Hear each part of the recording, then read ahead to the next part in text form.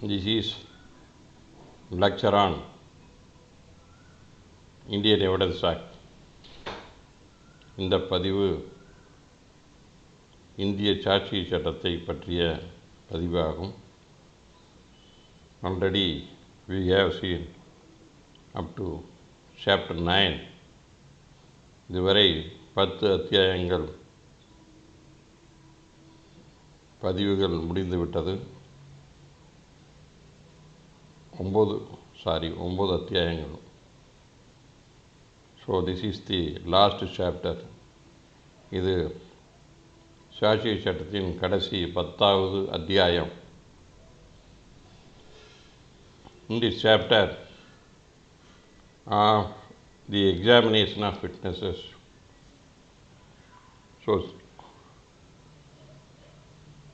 so how a court can examine witness, what is the law states to examine witnesses, what is the procedure to be followed by the court, then how the questions can be asked. So these are the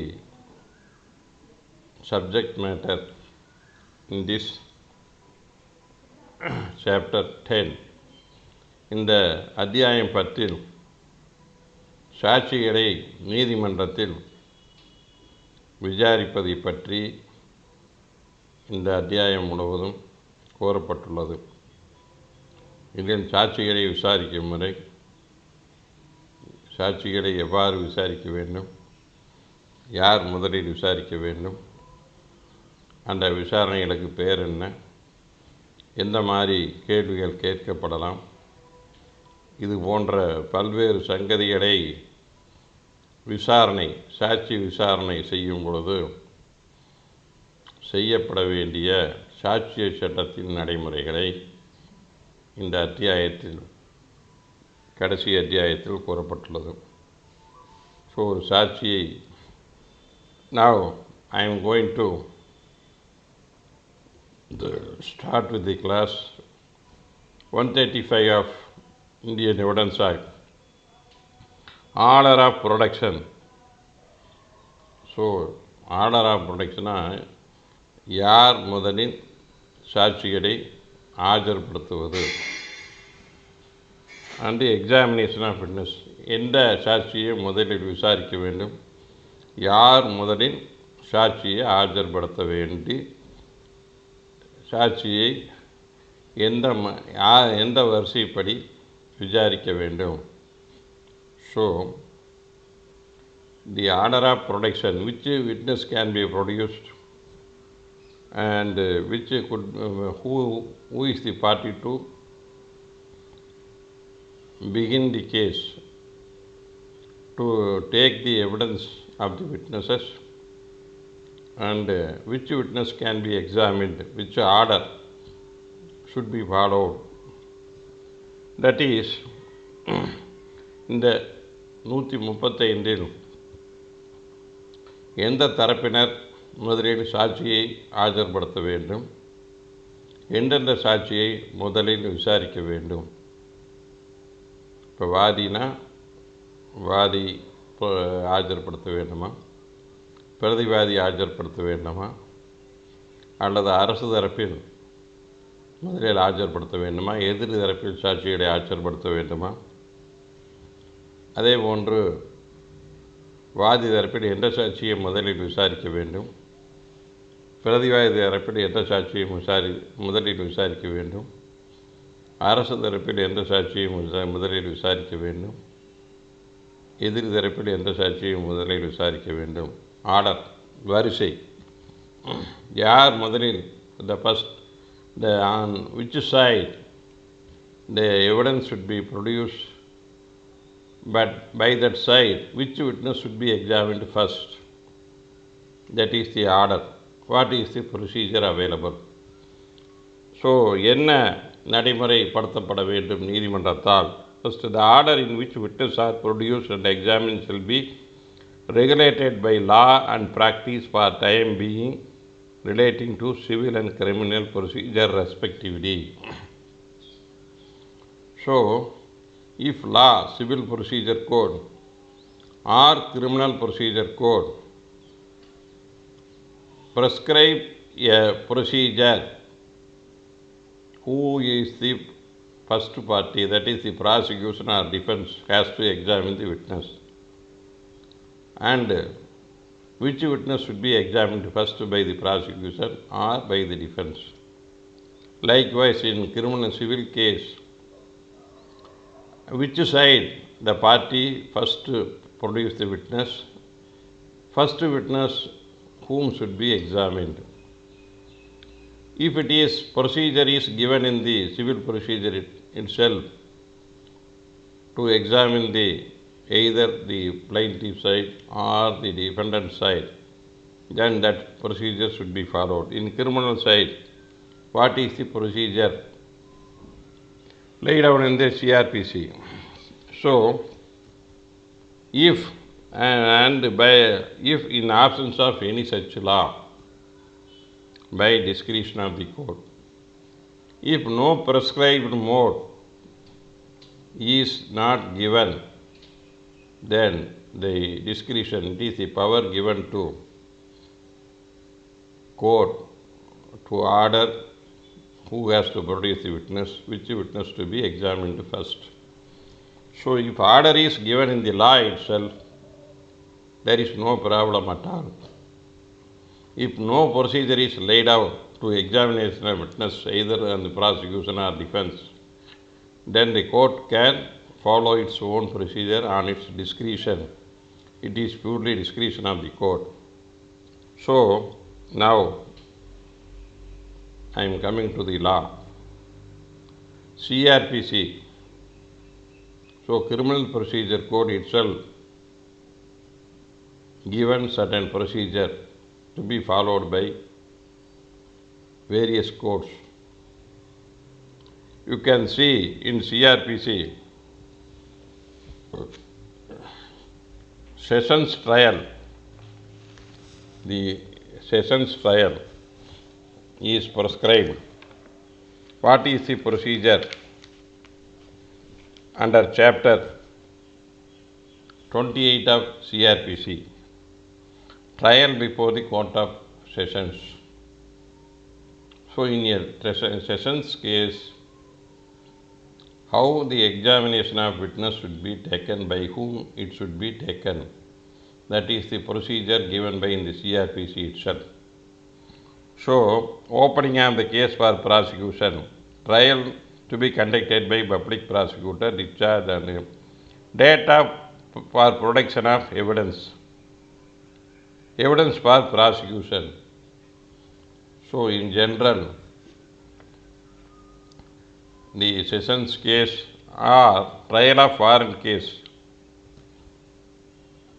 chapter 19, chapter 18, trial before the Court of Sessions, chapter 19, trial before the magistrate, warrant case, and the procedure to be followed in summons case, and the next chapter, that is the 20, summary trial 21. So, what is the procedure to be laid down by the criminal courts are clearly prescribed in the CRPC itself. Then there is no question of procedure to be followed by the criminal courts. ஒரு குற்ற வழக்கில் பார்த்தீர்கள் என்றால் அதில் யார் பல்வேறு அந்த குற்றவியல் நடைமுறை சட்டத்திலேயே ஒரு வழக்கை எவ்வாறு ஆரம்பித்து யார் விசாரிக்க வேண்டும் என்று நடைமுறையை குற்றவியல் நடைமுறை சட்டத்தில் தெளிவாக கூறப்பட்டுள்ளது. விசாரணை 18வது அத்தியாயம் அமர்வு நீதிமன்றத்தில் முன்னால் விசாரணை ட்ரையல். ஸோ அமர்வு நீதிமன்றத்தில் எவ்வாறு சாட்சிகளை விசாரிக்க வேண்டும் என்று அத்தியாயம் 18 தெளிவாக கூறப்பட்டுள்ளது. அதே போன்று நடுவர் நீதித்துறை நடுவர் நீதிமன்றத்தில் வாரன் கேஸில் எவ்வாறு விசாரிக்க வேண்டும் என்று கூறப்பட்டுள்ளது. அது அத்தியாயம் 19. சம்மன்ஸ் கேஸில் எவ்வாறு விசாரிக்க வேண்டும், அழைப்பாணை வழக்கு, பிடியட்டடை வழக்கு, அதில் எவ்வாறு விசாரிக்க வேண்டும் என்று 20 கூறப்பட்டு 21 சுருக்கு வழக்குகள் எவ்வாறு ஒரு நீதிமன்றம் விசாரணை செய்ய வேண்டும் என்று தெளிவாக கூறப்படுகிறது. ஆகவே குற்றவியல் நடைமுறை சட்டத்தில் தெளிவாக கூறப்பட்டுள்ளதால் அந்த நடைமுறையில் படி நீதிமன்றம் குற்றவியல் நீதிமன்றங்களில் அந்த குற்றவியல் நடைமுறை சட்டத்தில் உள்ள நடைமுறைகளை பின்பற்றி சாட்சிகளை விசாரிக்க வேண்டும் என்பது சட்டம் இருப்பதால் அங்கு நீதிமன்றத்திற்கு எந்த தனி இது சட்டமே இருப்பதால் நீதிமன்றம் வேறு முறையை பயன்படுத்த வேண்டிய அவசியமில்லை. So the CrPC itself. ஆகவே குற்றவியல் நடைமுறை சட்டம் தெளிவாக உள்ளதால் எந்தெந்த வழக்குகளை அமர்வு நீதிபதிகள் குற்றவியல் நடுவர்கள் எவ்வாறு நடத்த வேண்டும் என்று, அதனுடைய நடைமுறை, சாட்சிகள் விசாரிக்க வேண்டும் என்று தெளிவாக கூறப்பட்டுள்ளது. அந்த நடைமுறைப்படி குற்றவியல் வழக்குகளை நடத்தி கொள்ளலாம் என்பதுதான் குற்றவியல் நடைமுறை சட்டத்தில் கூறப்பட்டுள்ளது. அதேபோன்று சிவில் உரிமையியல் நடைமுறை சட்டத்தில் ஏதாவது யார் ஆரம்பிக்க வேண்டும் என்று ஏதாவது நடைமுறையில் உள்ளதா என்றால் அதற்கு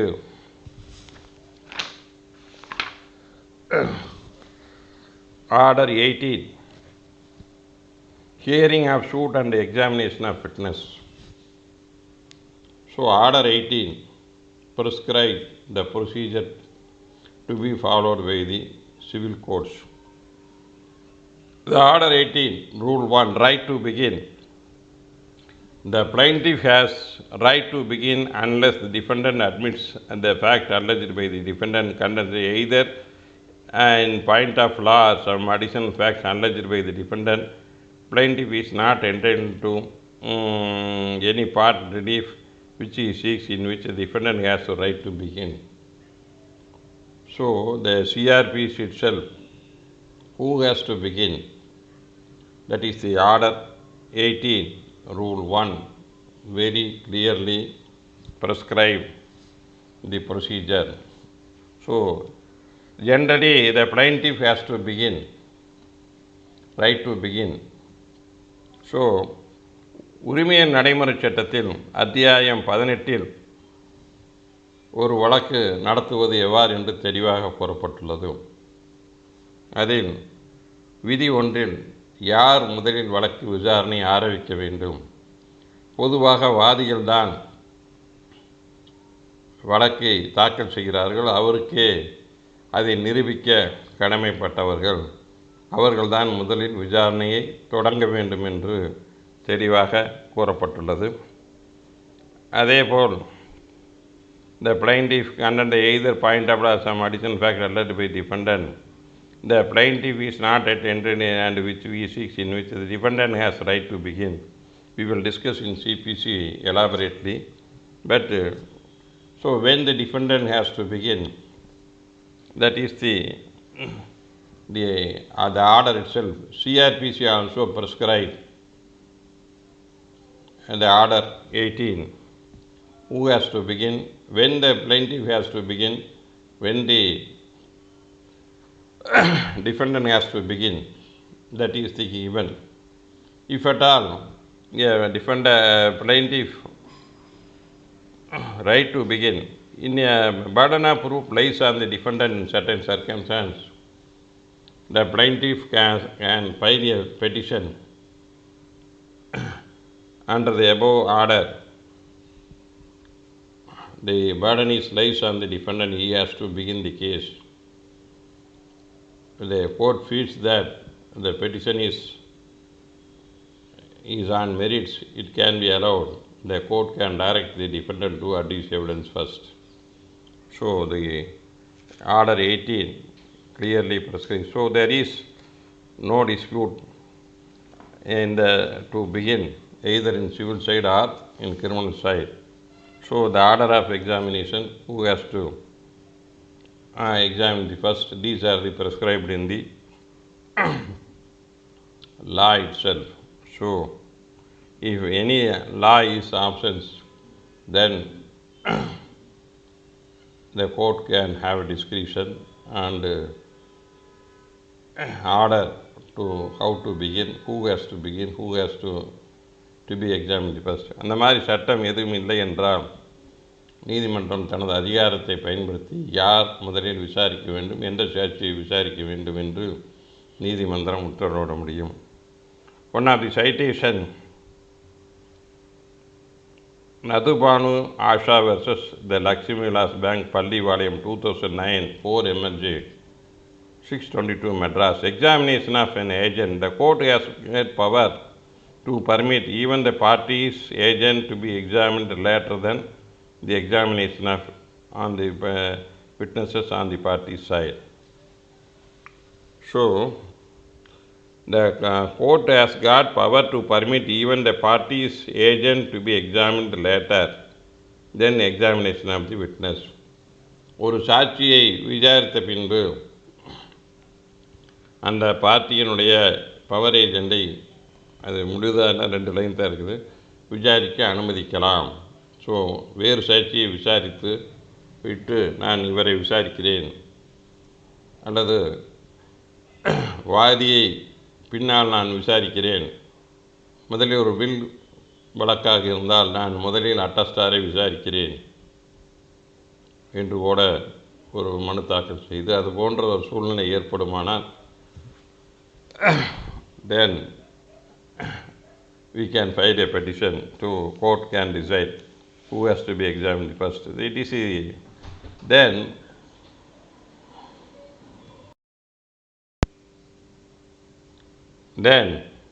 we can see next section 136, judge to decide admissibility of evidence. So admissibility of ஒரு சாட்சியை விசாரிக்க ஏற்றுக்கொள்ளலாமா என்னமோ என்பதை அந்த பிரிவில் விளக்குகிறது. When either party propose to give evidence, that is both party wants to give evidence of any fact, ஒரு சங்கதியை பொறுத்து வாதியோ பிரதிவாதியோ அல்லது அரசு தரப்போ எதிரி தரப்பினரையோ ஒரு சாட்சியம் அளிக்க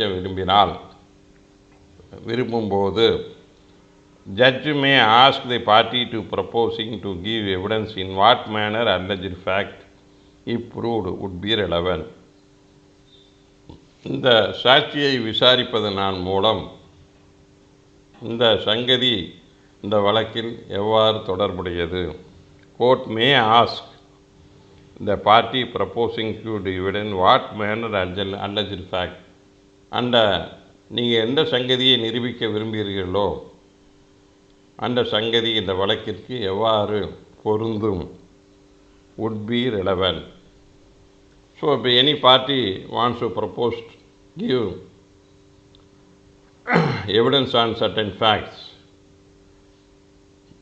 either plaintiff or the defendant or the prosecution or the defense in the criminal side, then court may ask the party who is going to propose to give evidence, the evidence given by this witness, what way it is relevant to prove your case. The court may ask such a question. Whether the evidence you want to prove the facts, that is the facts, the particular things, particular events or transaction through that witness, how it is relevant to prove your case. If this fact is proved, then what is the relevancy of your case. So the court can ask, if you want to prove a certain facts, so that particular evidence is relevant to the case, the court may ask any such question. Then, if it is satisfied, the facts wants to prove by the parties is relevant to the case, then the court shall admit the evidence if he thinks a fact proved would be relevant, not otherwise. So, the court can ask, you have to satisfy the court. This is the facts I want to establish. If this witness is examined, if this I can prove this fact from this witness, from the proved that facts, my case can be proved, it is relevant to my case. So I want to examine this witness, for which I am proposed to give evidence on these facts through this witness. Suppose you want to examine an expert witness to disprove the handwriting. The court can ask, you want to disprove the case of the plaintiff by showing that the signature found in the pronote is not that of the defendant. The defendant might want to examine the expert witness. They want to prove that the signature is that. So for which they want to send for the documents to expert, and thereby examining the experts, the case of the plaintiff can be disproved. So results of the experts is in favor of the defendant. So I want to examine the one of the witness. So that can be allowed if it is satisfied to the court, the party who is proposed to examine the expert, then court can allow to produce such expert witness in his favor. So ஒரு நபர் ஒரு புறநோட்டு எழுதி கொடுத்த நபர் அந்த புறநோட்டில் உள்ள கையெழுத்து தன்னுடைய இதல்ல என்று நிபுணருக்கு அனுப்பியுள்ளார். அவர் நிபுணருடைய அறிக்கை வரப்பட்டுள்ளது. அந்த நிபுணரை விசாரித்தால் இந்த புறநோட்டில் உள்ள கையெழுத்து என்னுடையது அல்ல என்று தீர்மானிக்க முடியும். அது இந்த வழக்குக்கு பொருத்தமான சாட்சியம் என்று உதாரணத்துக்காக சொல்லப்படுகிறது. ஆகவே நான் நிபுணரை விசாரிக்க விரும்புகிறேன் என்று சொன்னால் கோர்ட்டு அவர் சொல்வது சரியாக உள்ளது என்று முடிவு செய்து அந்த நிபுணரை விசாரிக்க நீதிமன்றம் அனுமதிக்கும். அந்த நிபுணர் சாட்சியை அட்மிட் அனுமதிக்கும். அவ்வாறு இல்லை என்றால், suppose if the expert evidence is not in favor of you, it is tallied with the signature found in the pronote. So the examination of the expert by the defendant is not required, so it may disallow.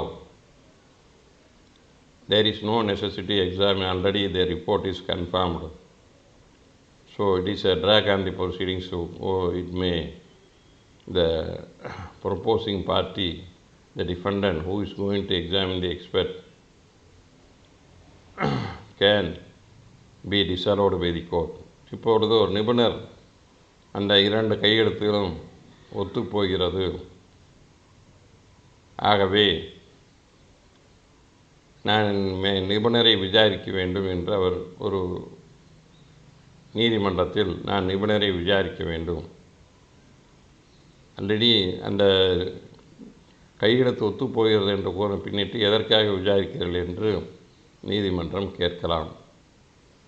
So அந்த நேரத்தில் நீதிமன்றம் இவரை விசாரிப்பதால் உங்களுக்கு ஒன்றும் உங்கள் வழக்கு சரிப்படாது, ஆகவே அவருடைய சாட்சியை விசாரிக்கலாம் என்று அவருடைய கோரிக்கை நிராகரிக்கலாம். If it is satisfied that the defendant, the expert opinion is not properly based on the proper reasoning, the reasoning statement, the reasoning statement given by the expert is not conducive. I want to challenge the expert evidence. So I want to examine the witness to substantiate that the expert evidence is not proper, the expert report is not proper. I can say these are the reasons are given, that reasons are not proper. So I want to challenge the expert report.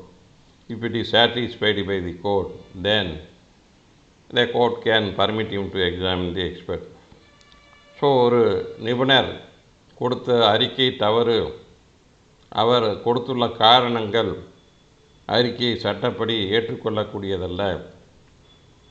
ஆகவே அவருடைய அறிக்கையை பொறுத்து நான் அவரை பல கேள்விகள் கேட்டு அவர் அறிக்கை சரியில்லை என்பதை நிரூபிக்க வேண்டும். ஆகவே அவரை விசாரிப்பதன் மூலமேகவே நான் அவருடைய கருத்து சரியில்லை என்பதை நிரூபிக்க அவரை விசாரிக்க வேண்டும் என்று நீதிமன்றத்தில் ஒரு வாதத்தை வைக்கிறார்.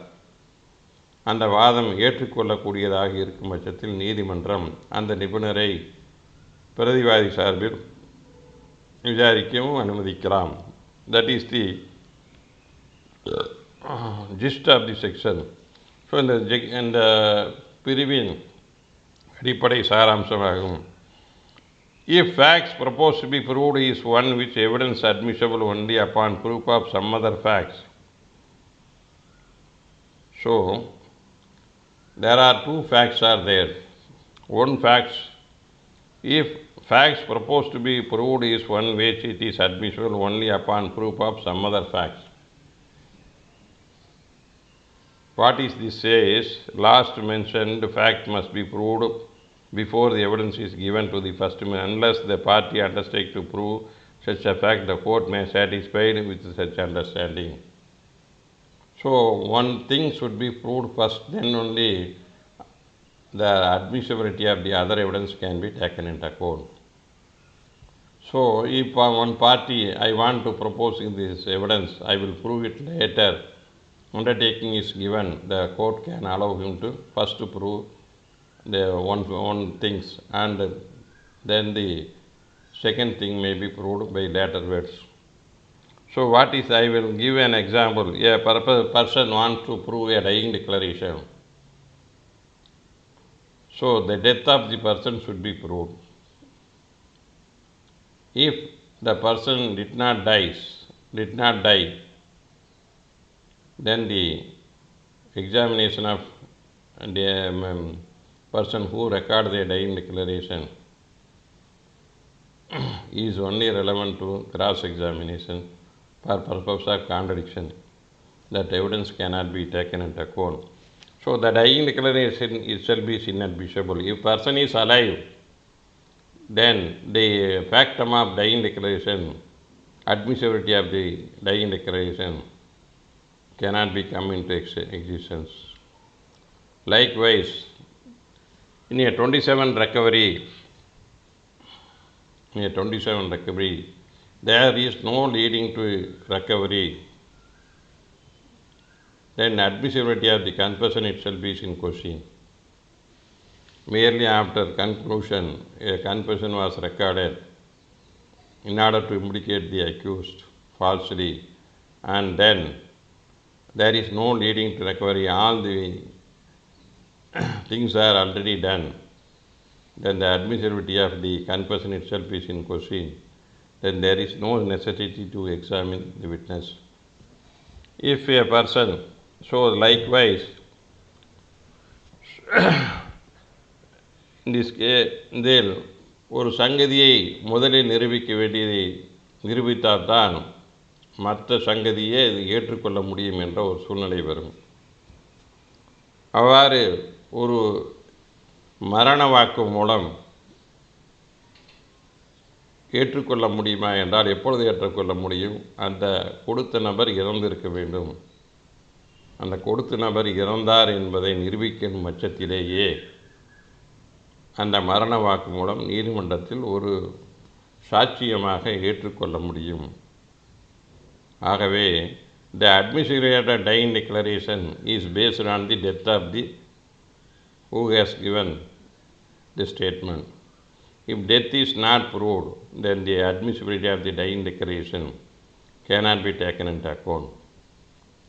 ஸோ அந்த நபர் இறக்கவில்லை என்றால் அந்த மரண வாக்குமூலம் பயனற்றதாகிவிடும்.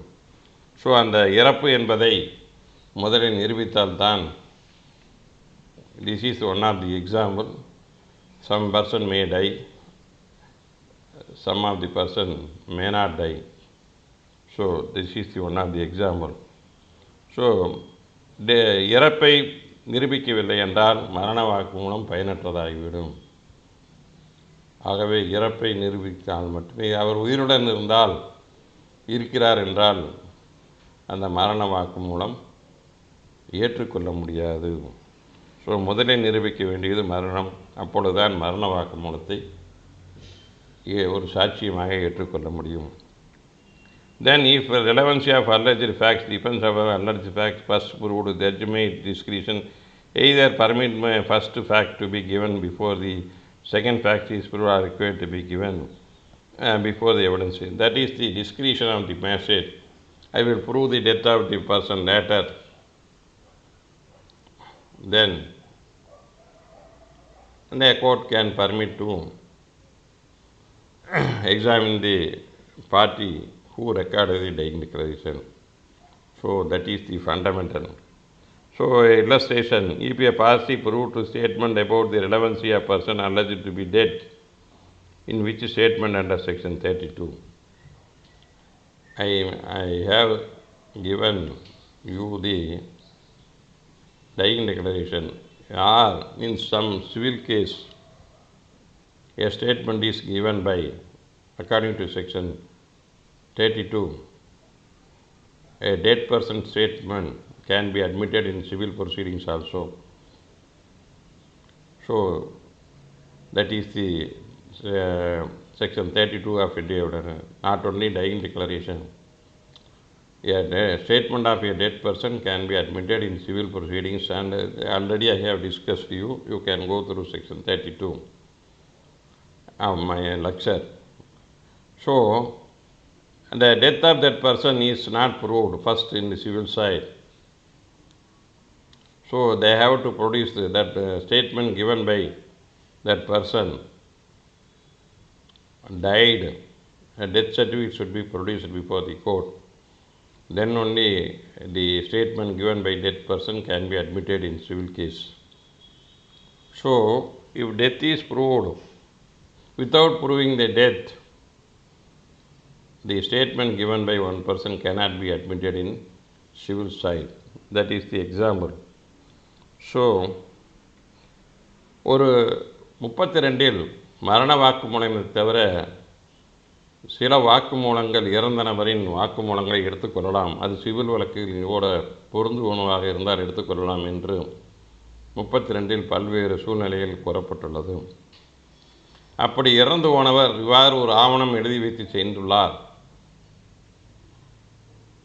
அந்த ஆவணத்தை பொறுத்து நான் சாட்சியம் அளிக்க வேண்டும் என்று, அவர் இறந்து விட்டார் என்று நீதிமன்றத்தில் ஒரு வாதத்தை வைக்கிறார். அவர் இறந்ததை முதலில் நிரூபிக்க வேண்டாம், அவருடைய இறப்புச் சான்றிதழை நீதிமன்றத்தில் தாக்கல் செய்தால் மட்டுமே அந்த இறந்தவருடைய எந்த ஆவணம், அவர் கூறியுள்ள எந்த வாக்குமூலமும் நீதிமன்றம் ஏற்றுக்கொள்ள முடியும். இது மரண வாக்குமூலம் இல்லை, சிவில் வழக்குகளிலும் இறந்தவருடைய வாக்குமூலம் எந்த அளவுக்கு பொருந்தும் என்பதை 32 பல்வேறு சூழ்நிலைகள் அதை எடுத்துக்கொள்ளலாம் என்று கூறப்பட்டுள்ளது. அதற்கென்று பிரிவு 32 என்னுடைய விரிவான உரையை கூறியுள்ளேன். அதை கேட்கும் பட்சத்தில் அது தங்களுக்கு எளிதாக புரியும். ஸோ அந்த இறப்பை நான் இறப்புச் சான்றிதழை பின்னிட்டு நான் நிரூபிக்கிறேன், தற்பொழுது இந்த சாட்சியத்தை நான் விசாரிக்கிறேன் என்று நீதிமன்றத்தில் உறுதியளிப்பாரானால், I will produce the death certificate of that person. The court can allow him to adduce the evidence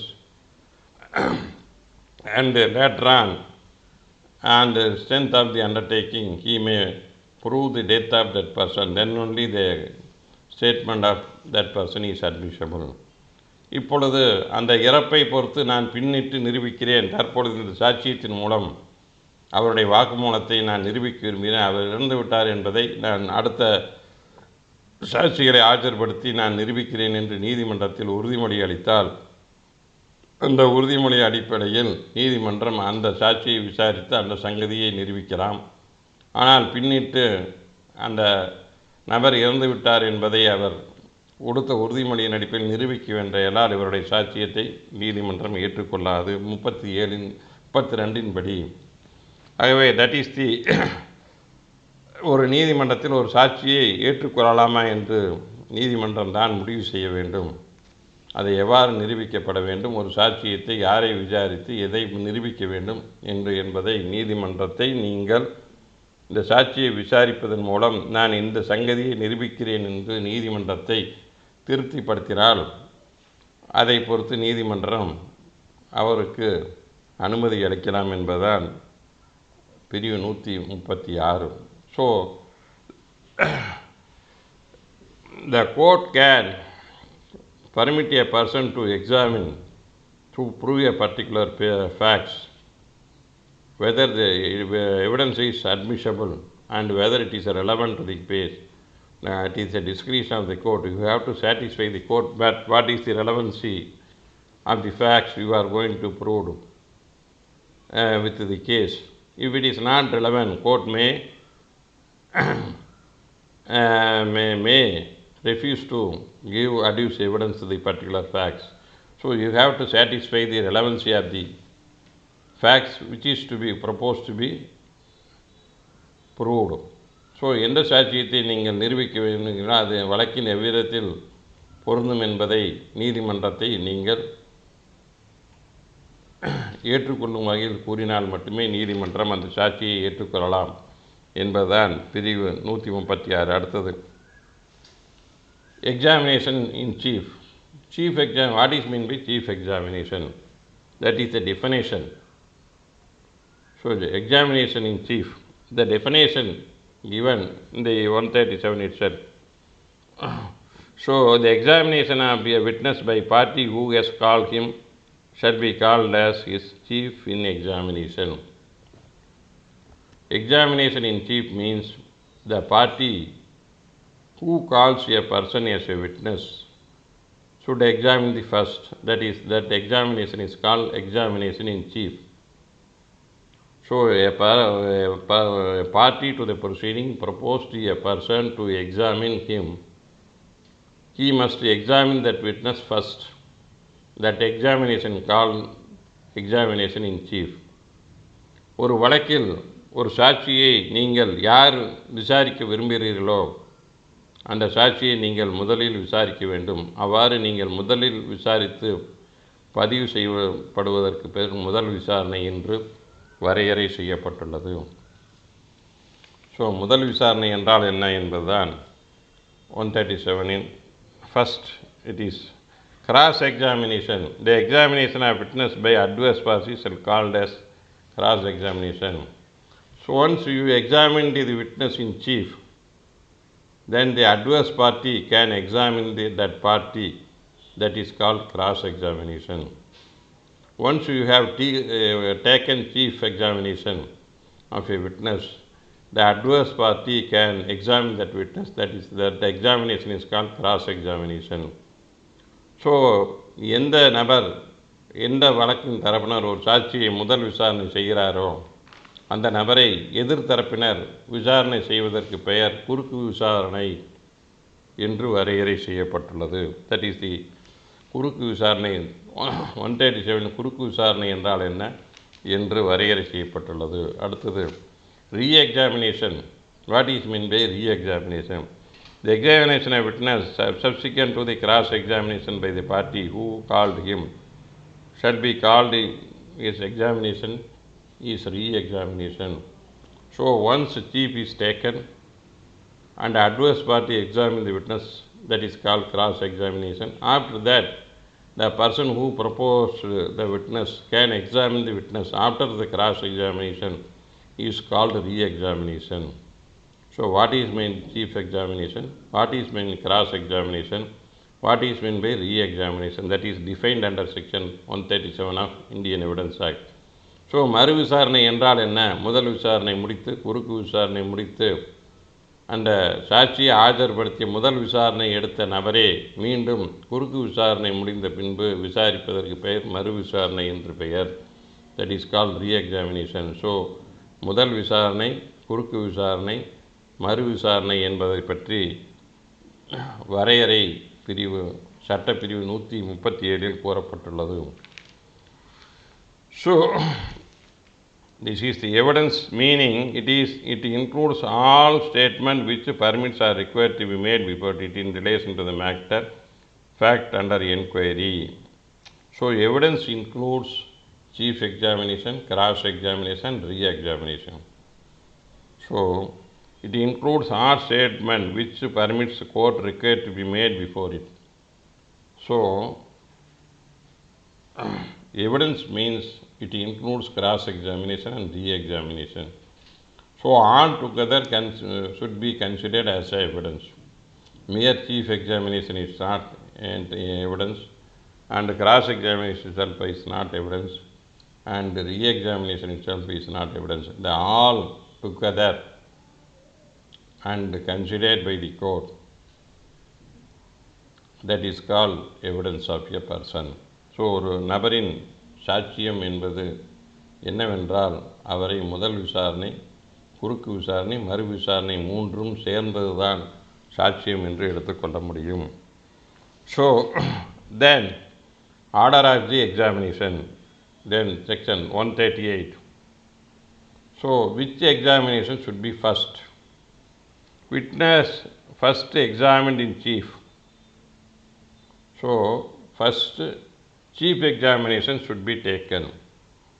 That is the order. First எந்த வரிசையில் முதல் சீஃப் எக்ஸாமினேஷன் எடுப்பதா, குறுக்கு விசாரணை எடுப்பதா, ரீ எக்ஸாமினேஷன் முதலில் செய்வதா, அதை பற்றி எந்த பிரிவில் கூறப்பட்டுள்ளது என்றால், எந்த வரிசையில் ஒரு சாட்சியை விசாரிக்க வேண்டும், முதல் விசாரணை, குறுக்கு விசாரணையா அல்லது மறு விசாரணையா, எதை முதலில் செய்ய வேண்டும் என்பதுதான் பிரிவு 138 கூறப்பட்டுள்ளது. So according to section 138, the examination, chief examination should be done first. So chief examination should be done.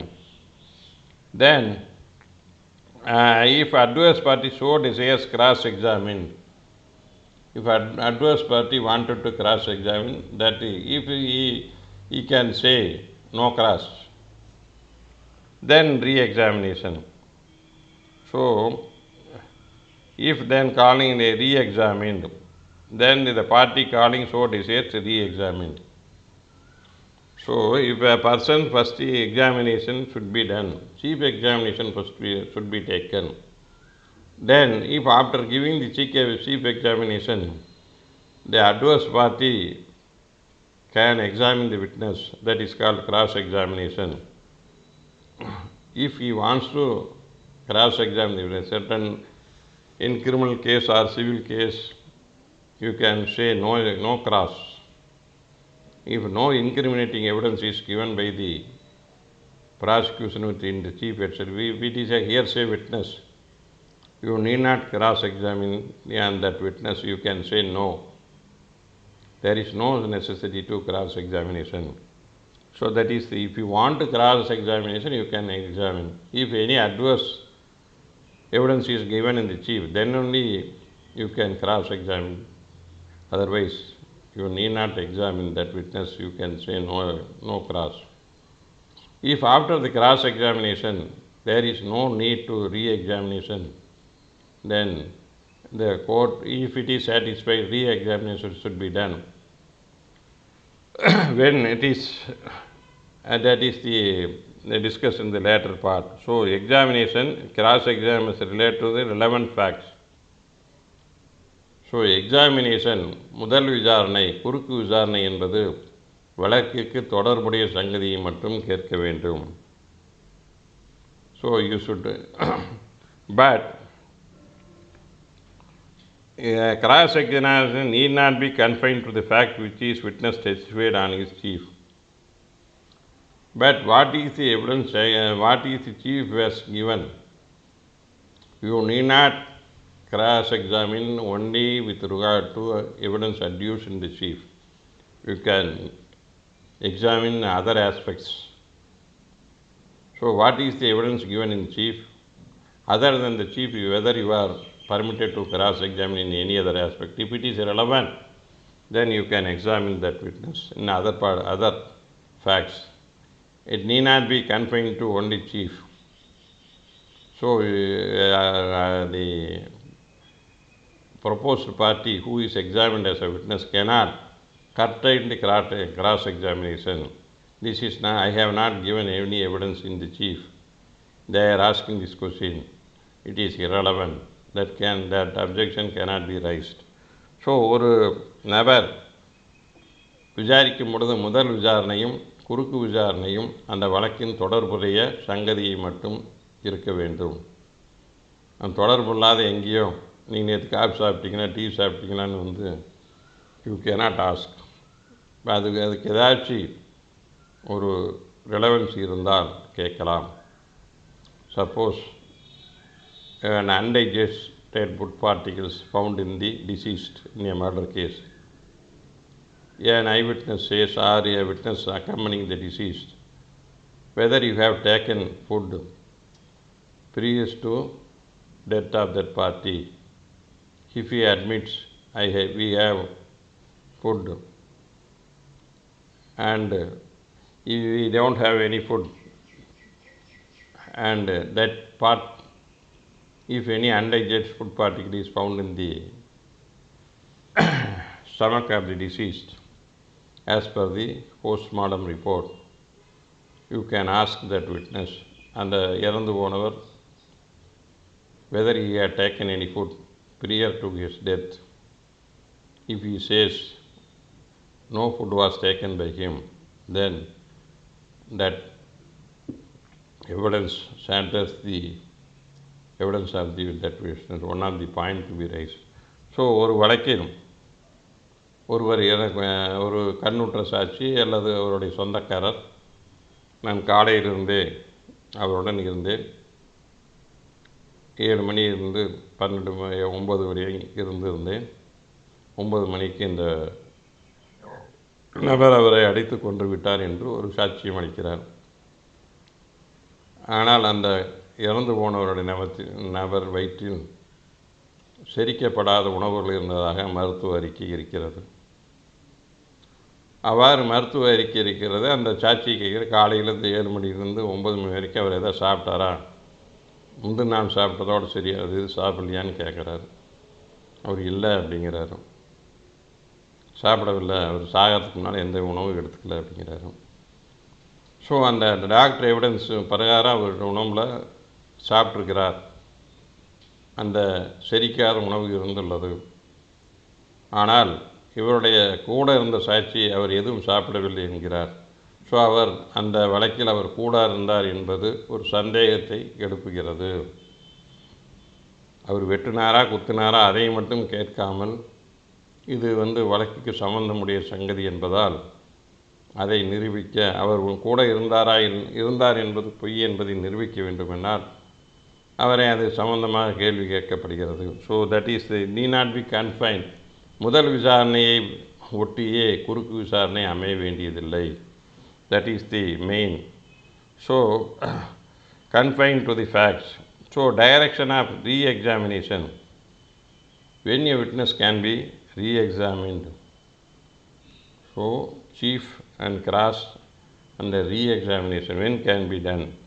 Re-examination shall be directed to explain the matter referred in the cross-examination. If there is a matter elicited in the cross-examination which is confusing in nature, ambiguity, so ambiguity, there is an ambiguity in the cross-examination. In order to explain that, a re-examination can be done. Or second circumstance, when the re-examination, if any fact, if the adverse party produces any document in the cross-examination,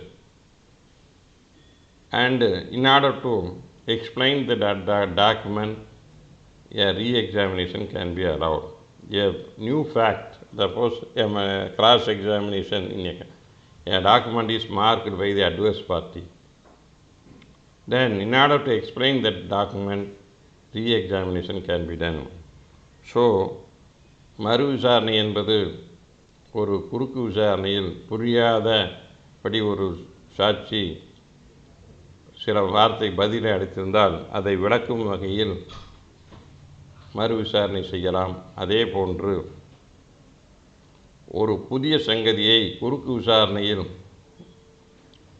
கேட்டிருந்தால் அந்த சங்கதியை விளக்க வேண்டிய கடமை அந்த சாட்சிக்கு உள்ளது. அது குறித்து குறுக்கு விசாரணை செய்யலாம். குறுக்கு விசாரணையில் ஒரு ஆவணத்தை குறியீடு செய்கிறார்கள். இந்த ஆவணத்தை பற்றி விளக்க வேண்டுமென்றால் அதை பற்றி மறு விசாரணை செய்ய வேண்டும் எந்த அடிப்படையில் என்பதை நீதிமன்றத்தை திருப்திப்படுத்தினால் அதை பொறுத்து நீங்கள் மறு விசாரணை செய்யலாம். ஆகவே re-examination can be done only under two circumstances.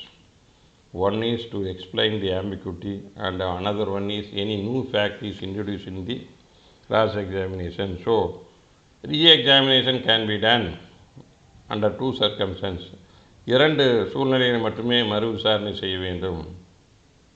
ஒரு குழப்பமான பதிலை குறுக்கு விசாரணையில் சாட்சி அளித்திருந்தால் அந்த குழப்பத்தை தவிர்க்கும் பொருட்டு அதனை விளக்கும் பொருட்டு மறு விசாரணை செய்யலாம். அது நீதிமன்றம் திருப்தி அடைந்திருக்க வேண்டும். அதேபோன்று புதிய சங்கதிகளை குறுக்கு விசாரணையில் ஒரு சாட்சி கூறியிருந்தால் அந்த புதிய சங்கதியை பொறுத்து மறு விசாரணை செய்ய அனுமதிக்கலாம். So this is the way in which the honor of examination can be done in a court. So with this I will close my class and we will see in 139 in next class. So I am having a channel, YouTube channel, Ilango Ramasamy Advocate. You can search by name Ilango Ramasamy Advocate in YouTube. You can go through the channel. Various lectures on Evidence Act and CPC is posted in that channel. You can want to see that, you can see and get benefited. Thank you for watching.